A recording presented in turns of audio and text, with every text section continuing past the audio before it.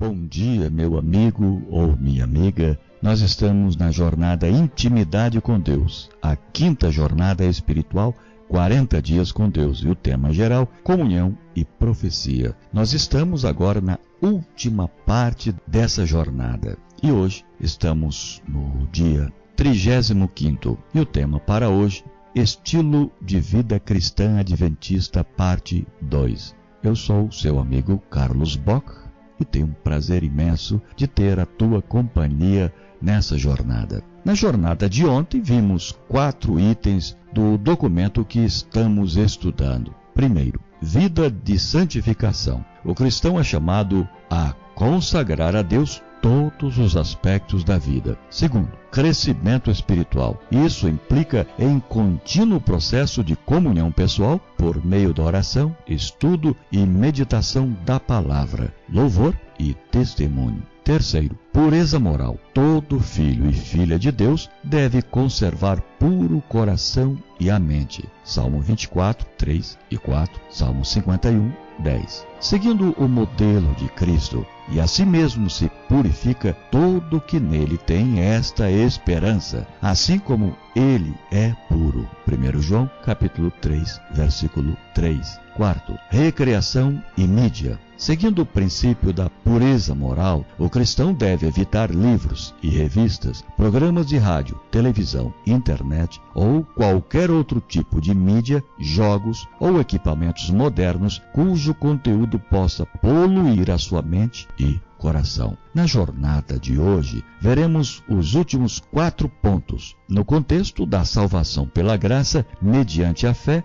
vamos ao estudo. Quinto, vestuário. O vestuário cristão é claramente orientado nas Escrituras pelo princípio da modéstia e da beleza interior que implicam bom gosto com decoro. Os adventistas do 7º dia creem que os princípios acerca do vestuário, que aparecem em 1 Timóteo, capítulo 2, verso 9 e 10, e 1 Pedro, capítulo 3, verso 3 e 4, em relação às mulheres cristãs, se aplicam tanto a homens como a mulheres. O cristão deve se vestir com modéstia, decência, bom senso, evitando sensualidade provocativa tão comum da moda e sem ostentação de ouro, pérolas ou pedras preciosas ou vestuário dispendioso. 1 Timóteo capítulo 2, verso 9. Esse princípio deve aplicar-se não apenas a roupas, mas a todas as questões que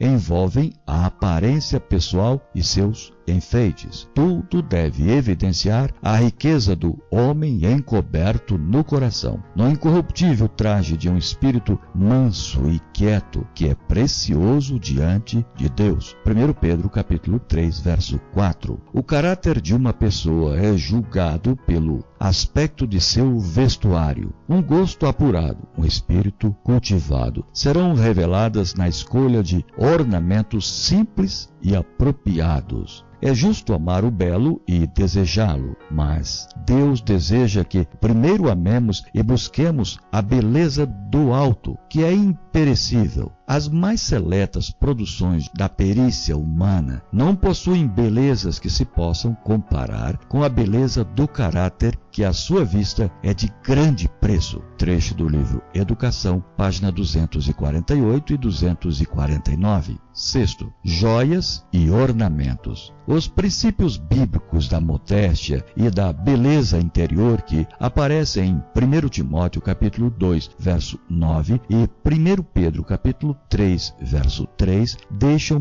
bem claro que o cristão deve abster-se do uso de joias e outros ornamentos como bijuterias e piercing e de tatuagens. Levítico 19, 28. Segundo a exortação bíblica, o cristão deve levar uma vida simples, sem ostentação, evitar despesas desnecessárias e estar livre do espírito de competição tão comum na sociedade. esses princípios se aplicam às joias ornamentais. As joias funcionais usadas, segundo o contexto sociocultural, também devem seguir os mesmos princípios. Para o cristão, a autoestima e a valorização social estão fundamentadas no fato de o ser humano ser criado à imagem de Deus. Gênesis, capítulo 1, versículo 26 e 27. De cada indivíduo ser dotado de dons e talentos que lhes são únicos. Mateus, capítulo 25, versículo 14 até o 29. E, sobretudo, por ele ter sido resgatado do pecado pelo mais alto preço possível no universo, o precioso sangue de Cristo. 1 Coríntios, capítulo 6, versículo 20. A busca de autoestima e valorização social por meio do uso de joias ou ornamentação externa conflita com a profunda experiência cristã que Deus deseja para seus filhos e filhas. 1 Timóteo, capítulo 2, verso 9 e 10 e 1 Pedro, capítulo 3, verso 3 e 4. Apesar de vários personagens bíblicos terem usado joias, o texto bíblico deixa claro que o seu abandono caracteriza um movimento de total reavivamento e reforma espiritual do povo de Deus. Gênesis, capítulo 35, verso 2 até o 4 e Êxodo 33, versículos 5 e 6. É nesse contexto de reforma e reconsagração que os apóstolos Paulo e Pedro apontaram a norma a ser seguida pelos discípulos de Cristo. Para os adventistas do sétimo dia, essa norma deve ser ainda mais relevante, visto que nossa missão, como o Elias profético nesses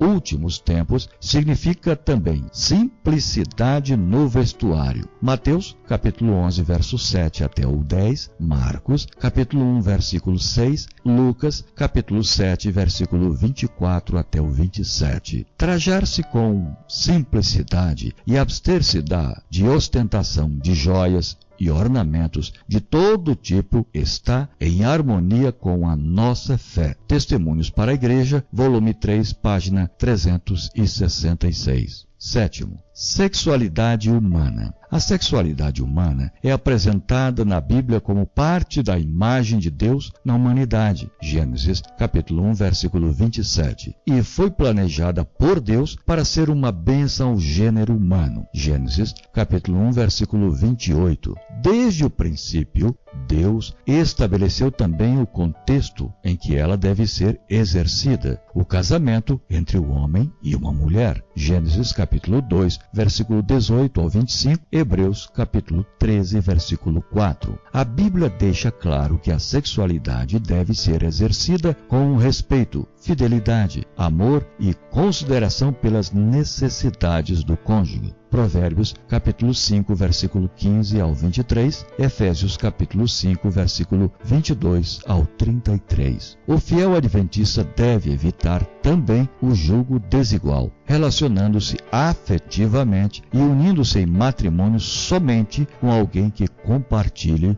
sua fé. 2 Coríntios, capítulo 6, versículo 14 e 15. As Escrituras claramente classificam como pecado as diferentes formas de sexo fora das diretrizes divinas, como sexo pré-marital e a violência sexual. Deuteronômio, capítulo 22, versículo 13 ao 21 e 23 até o 29. O adultério ou sexo extraconjugal. Gênesis, capítulo 20, versículo 14. Levítico 18, 20, 20, 10. Deuteronômio 22, 22. 1 Tessalonicenses 4, 3 até o 7. A prostituição feminina ou masculina. Levítico 19, 29. Deuteronômio 23, 17. A relação com pessoas da mesma família ou crianças. Levítico 18, 6 a 17, 20, 11, 12, 14, 17, 19 ao 21. A relação entre pessoas do mesmo sexo. Levítico 18, 22, Levítico 20, 13, Romanos 1, 26 e 27. O travestismo. Deuteronômio 22, 5. E a relação sexual com animais. Levítico 18, 23, Levítico 20, 15 e 16. As Escrituras também condenam o assédio sexual, Gênesis 39, 7 a 9, 2 Samuel 13, 11 até o 13, o exibicionismo sensual, Ezequiel 16, 16, 25, Provérbios 7, 10 e 11. Manter pensamentos e desejos impuros, Mateus 5, 27 e 28, Filipenses 4, 8. A impureza e os vícios secretos, como pornografia e a masturbação, Ezequiel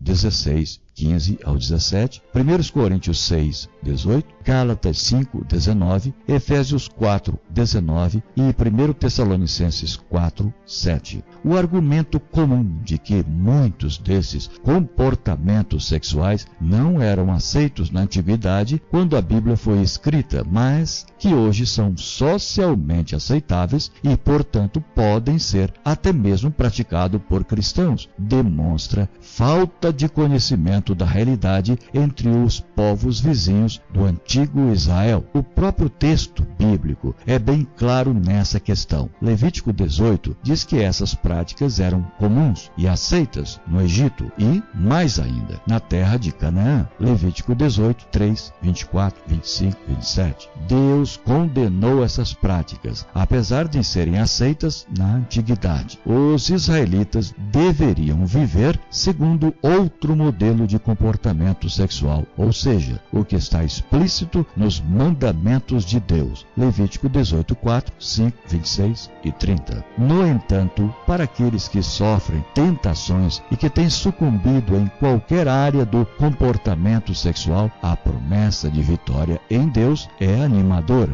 Tudo posso naquele que me fortalece. Filipenses capítulo 4, versículo 13. Não por força, nem por poder, mas pelo meu Espírito, diz o Senhor dos Exércitos. Zacarias capítulo 4, versículo 6. Os que põem em Cristo a confiança não devem ficar escravizados por nenhuma tendência ou hábito hereditário ou cultivado. Em lugar de ficar subjugados em servidão à natureza inferior, devem reger todo apetite e paixão. Deus não deixou lutar contra o mal em nossa própria limitada força. Sejam quais forem nossas tendências herdadas ou cultivadas para o erro, podemos vencer mediante o poder que Ele nos está disposto a comunicar. Texto do livro A Ciência do Bom Viver, páginas 175 e 176. 8. Saúde. O corpo humano é o templo do Espírito Santo e o cristão deve glorificar a Deus em seu corpo. 1 Coríntios capítulo 3, verso 16 e 17, capítulo 6, verso 19 e 20 e capítulo 10, verso 31. O cuidado do corpo e da saúde faz parte da restauração da imagem de Deus no homem. Deus deseja que alcancemos a norma de perfeição que o dom de Cristo nos tornou possível. Ele nos convida a fazer nossa escolha do direito para nos ligarmos com os instrumentos celestes, adotarmos princípios que hão de restaurar em nós a imagem divina. Na sua palavra descrita e no grande livro da natureza, ele revelou os princípios da vida. É nossa obra obter conhecimento desses princípios e, pela observância, cooperar com ele na restauração da saúde do corpo, bem como da alma.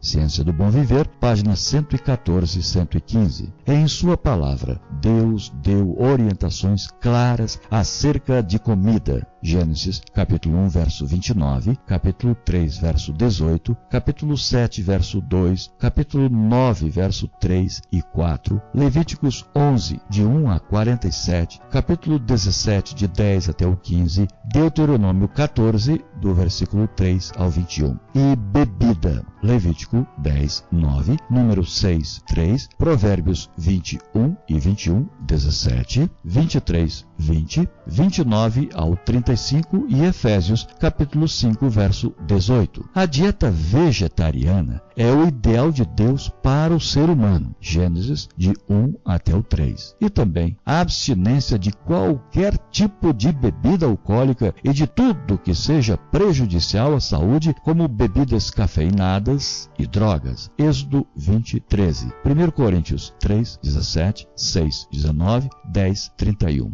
As boas coisas que Deus criou para o ser humano devem ser usadas com equilíbrio e sabedoria. Provérbios 25, 16 e 27. As coisas más devem ser totalmente evitadas. Alimentação inadequada e abstinência de tudo o que é prejudicial à saúde são 2 dos 8 remédios naturais que Deus prescreveu para a manutenção de uma vida saudável e equilibrada e para a cura de muitas doenças e sofrimento. Ar puro, luz solar, abstinência, repouso, exercício, regime conveniente, uso de água e confiança no poder de Deus, eis os verdadeiros remédios. Toda pessoa deve possuir conhecimento dos meios terapêuticos naturais e da maneira de aplicá-los. Aqueles que perseveraram na obediência às suas leis ganharão em saúde do corpo e da alma. Conclusão. As recomendações apresentadas neste documento são conselhos e orientações a serem seguidos com oração, com o resultado de profundo relacionamento pessoal com Deus, na busca de suas verdades e de sua presença na primeira hora de cada dia.